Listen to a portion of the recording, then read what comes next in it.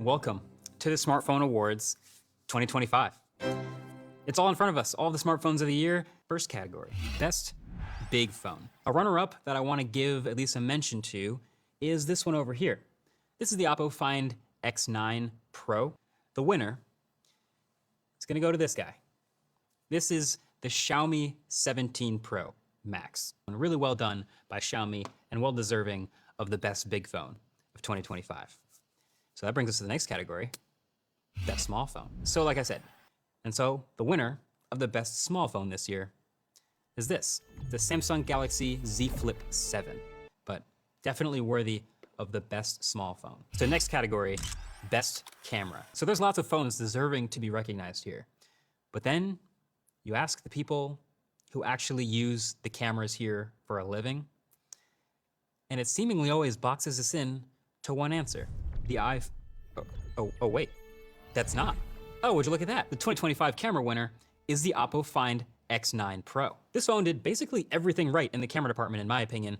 It's got, actually 4 cameras on the back here, but a 50 megapixel main camera, a 50 megapixel ultra wide, a 200 megapixel telephoto camera, and they put out consistently great photos, great sharpness and dynamic range, really good color calibration. That was a really good base. And then, so Oppo Find X9 Pro, well deserving.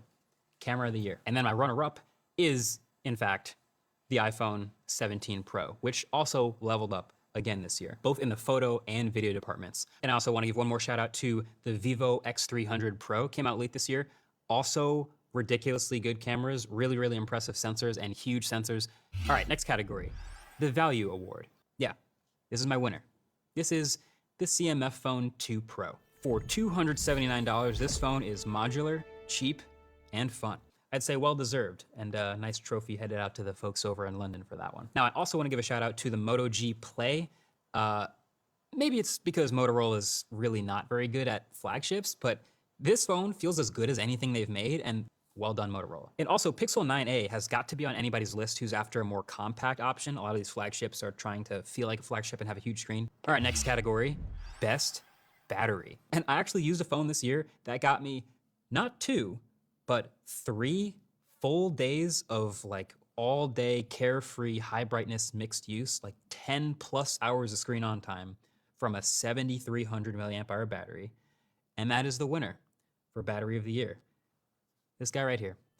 It's the OnePlus 15. This phone has me so excited about what the next years of smartphones and what the next couple generations of the silicon carbon battery tech. I'm also give a shout out to the Xiaomi 17 Pro Max, which had a 7,500 milliamp hour battery stuffed into this phone, but more incredibly, 22.5 watt reverse wireless charging. So next category, the Design Award. And this is always a fun one. I kind of love this category. I mean, look at this table.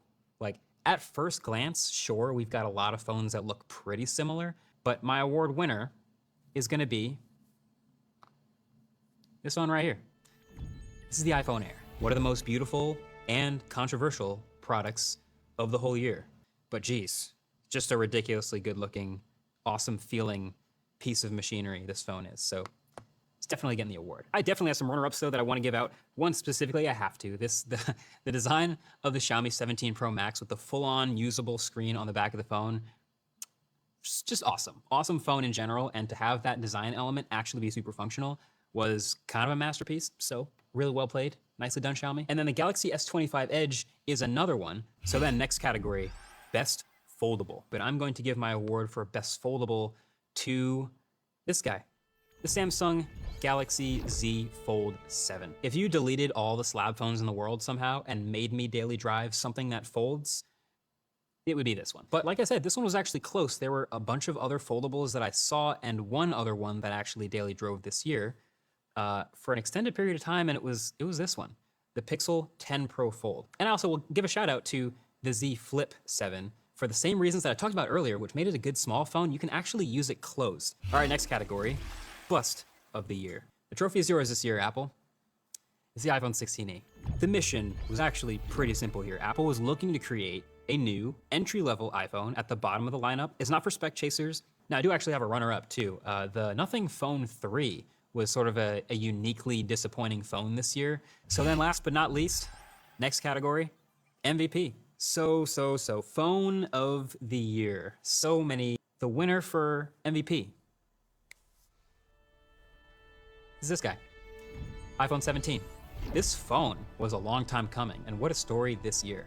Hidden in the most expansive iPhone lineup we've kinda ever had. Now, I do have a runner-up as well, probably my favorite, and that is the Xiaomi 17 Pro Max, and just a treat to use, but also hilarious, very worthy of a trophy. Let me hear it in the comments section. Let me hear what you would have picked for which category, which ones you disagree with, which ones you do agree with. I always look forward to that discourse in the comment section below.